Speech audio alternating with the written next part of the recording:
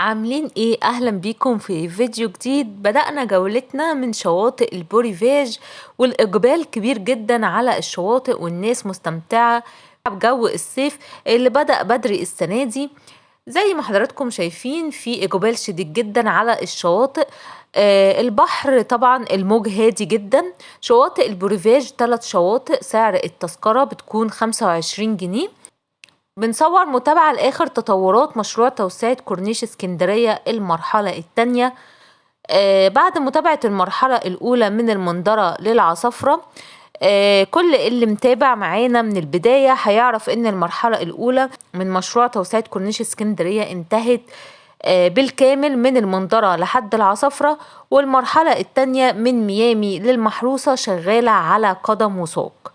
الجديد بقى ان شواطئ سيدي بشر اللي كانت مغلقة الفترة اللي فاتت ابتدت تجهز معانا بنسبة كبيرة للعودة في صيف 2025. مساحات الرملية بدأت تجهز والسور الخارجي ظهر معانا. كل ده هنشوفه النهاردة من خلال جولتنا.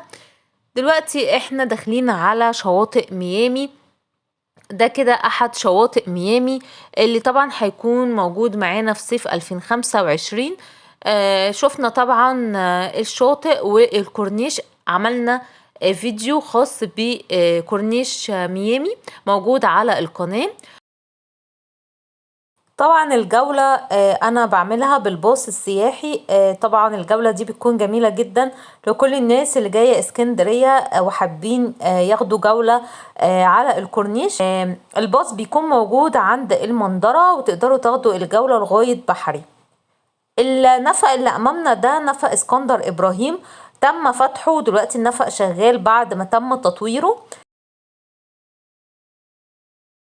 شايفين شكل طريق كورنيش ميامي بقى واسع قد ايه بعد التوسعة. طبعا طريق الكورنيش هيكون 5 حارات رايح و5 حارات راجع.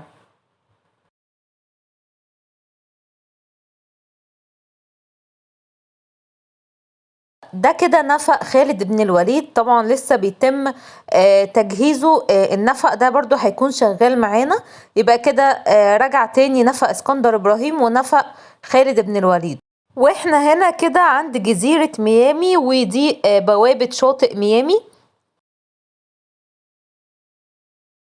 شايفين لسه في معدات داخل الشاطئ. طبعا العمل شغال، مع ان هنا تم الانتهاء بشكل كبير جدا من شاطئ ميامي، وتم عمل الطريق طبعا طريق كورنيش ميامي، وتم وضع الاسفلت، وده السور الخاص بشاطئ ميامي. ولكن برضو في بعض الاعمال بتتم داخل الشاطئ نفسه. وصلنا هنا عند نقطة حرس الحدود، وهيقابلنا بعد كده نادي وادي دجلة اللي تم هدمه. طبعا النادي ده تم ازالته لانه دخل من ضمن توسعة كورنيش اسكندرية المرحلة التانية.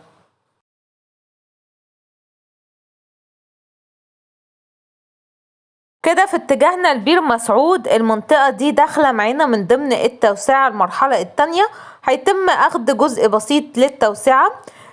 طبعا بير مسعود مساحته كبيرة جدا، فالجزء اللي هيتاخد منه مش هيأثر طبعا على البير ولا اي حاجة.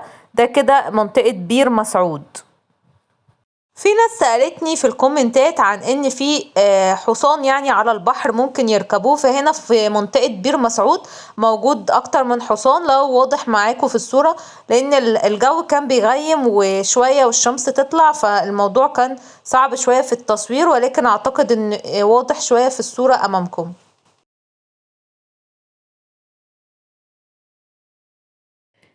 كده احنا داخلين على نادي السيارات.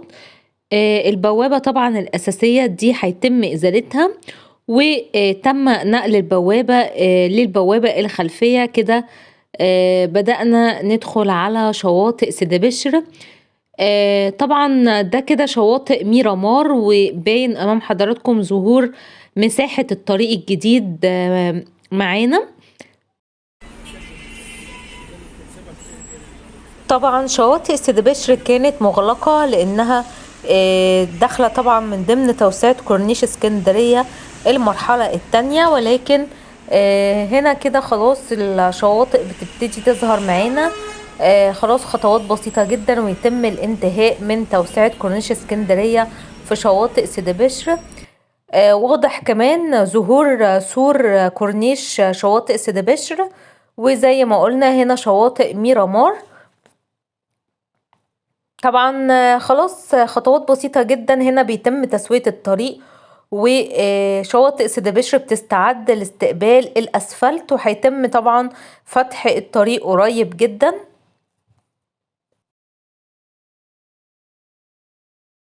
شايفين جمال السما والسحب قد ايه؟ بجد كأنها لوحة فنية، سبحان الخالق العظيم. شايفين كمان بوابات شاطئ سيدي بشر ابتدت تظهر معانا، احنا كده داخلين على شواطئ ادوارد خراط. خلاص كده، دي بوابة سيدي بشر. طبعا البوابة تحت الإنشاء، بيتم إنشائها حاليا. من الواضح كده ان شواطئ سيدي بشر هتكون موجودة معانا في صيف 2025، لان اللي فاضل مش كتير، خلاص فاضل الاسفلت وطبعا بوابات الشاطئ، وكل ده ان شاء الله يخلص بسرعة جدا وترجع لنا شواطئ سيدي بشر. وطبعا رجع لنا طريق كورنيش جديد واسع بدون اي زحام، فنقدر نستقبل صيف 2025 من غير اي زحام. شايفين قد ايه المساحة بقت كبيرة جدا؟ كل ده هيكون طريق كورنيش اسكندرية بعد ما يتم افتتاحه. طبعا في معدات كتيرة منتشرة في المكان، لان طبعا جاري استكمال باقي اعمال مشروع توسعة كورنيش اسكندرية في شواطئ سيدي بشر. طبعا كل الشكر والتقدير للقائمين على هذا العمل. طبعا بصوا هنا ده كده شكل شواطئ سيدي بشر خلاص، ودي بوابة تانية للشاطئ برضو. خلاص كده الفاضل بسيط جدا ويتم افتتاح كورنيش سيدي بشر.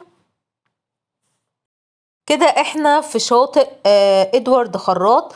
خلاص كده بنسيب الشاطئ وهنوصل لشاطئ سيدي بشر المميز واللي لسه شغال معانا برضو. طبعا داخل من ضمن توسعة كورنيش اسكندرية. بصوا في انتشار كبير جدا للمعدات ازاي داخل الشاطئ. احنا كده عند إشارة سيدي بشر اللي هيتم إلغائها قريب جدا بعد افتتاح كوبري محمد نجيب في 15 يونيو القادم. المعدة اللي أمام حضراتكم دي معدة تسوية الطريق اللي بيتم من خلالها تسوية طريق كورنيش سيدي بشر، وده كده شاطئ سيدي بشر المميز. لو حضراتكم من المهتمين بكل الأحداث اللي بتحصل في اسكندرية، ما تنسوش تشتركوا في القناة وتفعلوا الجرس على الكل عشان يوصلكوا كل جديد، وما تنسوش تضغطوا لايك للفيديو. كده وصلنا شواطئ إيناس حقي وإسحاق حلمي، واللي من المفترض مش هيكونوا موجودين معانا في صيف 2025 لأن لسه فيهم شغل كتير قوي، وفي كمان ورشة معمولة داخل الشاطئ، فطبعا ما اعتقدش انه هيكونوا موجودين معانا في صيف 2025. ولكن احنا متابعين مع حضراتكم كل ما هو جديد عن كل مشروعات اسكندرية، فتابعونا الفترة الجاية في فيديوهات كتير جدا هتنزل لحضراتكم. لو مش مشتركين في القناة اشتركوا في القناة وفعلوا الجرس على الكل عشان يوصلكوا كل جديد. لحد كده خلص الفيديو بتاعنا النهاردة، هتوحشوني جدا جدا لحد الفيديو الجاي. شكرا لكم ولمتابعتكم، اشوفكم في فيديو جديد، باي باي.